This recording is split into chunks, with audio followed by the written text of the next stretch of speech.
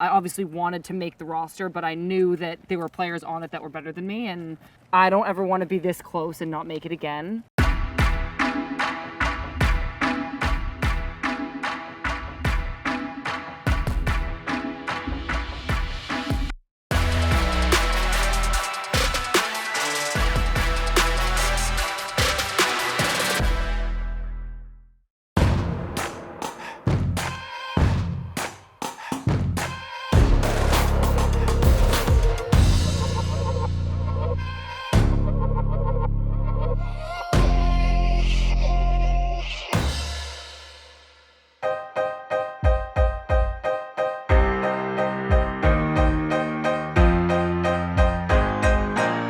When I was younger, I used to dump sugar on my strawberries. I know, same.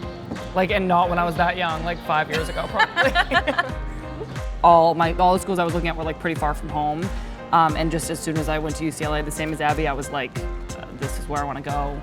The girls were like just so welcoming. The campus is beautiful. The girls, the coach, like obviously being in LA was like amazing, and the soccer was really good. Now there's like 6 or 7 of us that play in the league now, so our class was like really talented and good, and we kind of knew that going in that we were gonna like have a really good team, and then we ended up winning the national championship our junior year. So me and Sam won the first ever women's soccer national championship with UCLA at Wake Med, and that's our home stadium now. So it's like a complete full circle. It's so awesome. And then we've been playing together. Me and Sam have been playing together for like 9 years. Because UCLA we started in 2011 in the fall, and now it's me ever. 2019. The team is so close, and we get along really well, and I think that's why we have such good chemistry on the field. And a lot of us have been playing together for, this is our fifth year. We have like a good core group.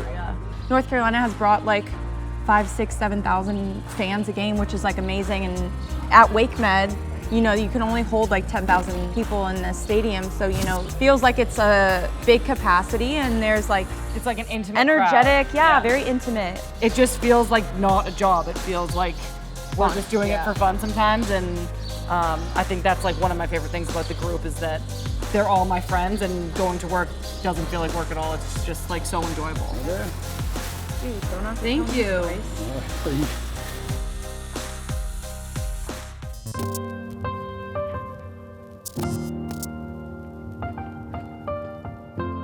I grew up with my older sister who's like 2 years older than me, and she played soccer too. And I always say that I think that her success in soccer kind of validated my own dreams, and she kind of got called into the national team before me, and it made me be like, oh wow, this is actually possible. I actually might be able to do this. She definitely pushed me. She pushed me in so many ways, and I'm so grateful for our relationship because it definitely is the main reason why I have made it to this level at all. You get your first cap, you subbed in with your sister. Yeah, see, Abby, you told it for me. Subbed in at the same time, and I went on the field, and there's this picture of us subbing in together from behind, and it says Mewis, Mewis. Thinking about me and Sam's journey, I think that you need someone like that, you know, someone so significant in your life that, you know, has been there through the ups and downs and is like your #1 fan. My mom would always just be the first one to like instill any confidence and self-belief, and like I know it's so cliche to be like she, you know, #1 fan, but she like literally is my #1 fan, and realize how good I can become.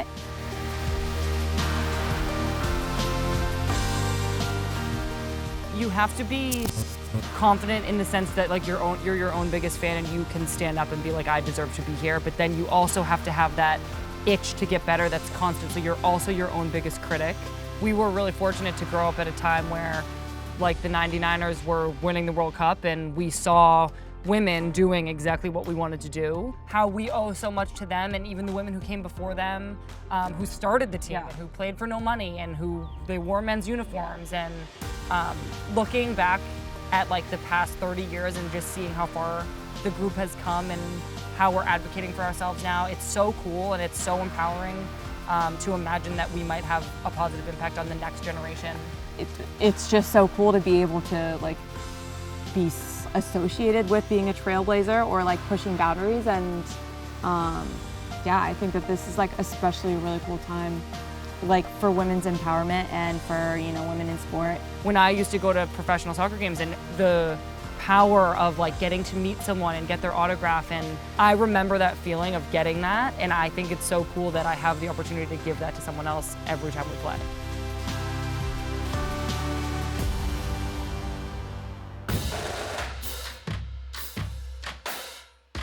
My second year in the league around, and I was starting every game and I felt like I was playing well, but so just kind of waiting for that call up, and like at some point just kind of wondering, you know, if it would ever happen, and you know, if I was even good enough to ever have that be a possibility. And then when you got called in, you made the most of it, and you've literally never missed a camp since. So I think that's a huge testament to kind of going through this time where you were like questioning yourself into taking your opportunity and just really grabbing it.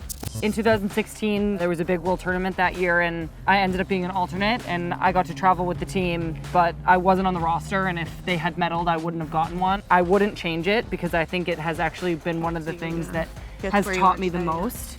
It also was kind of this big moment for me that I was like, I don't ever want to be this close and not make it again. Trusting the process and just, you know, working hard at what I need to work on, and you know, believing in myself and just being patient. And I think all of those things really helped in trying to, you know, be ready for hopefully, you know, the call.